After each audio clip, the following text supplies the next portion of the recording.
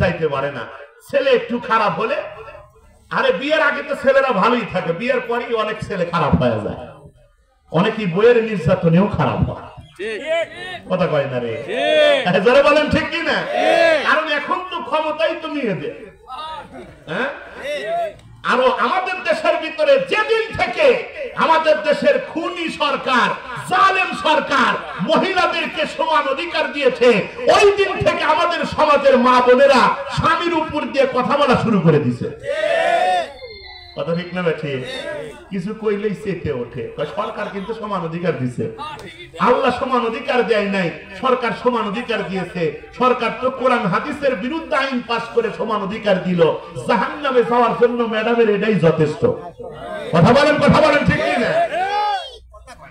সম্মানিত হাজিরিন, অল্প সময় আপনাদেরকে কি বলবো, এখনই তো আসরের আযান শুরু হয়ে যাবে।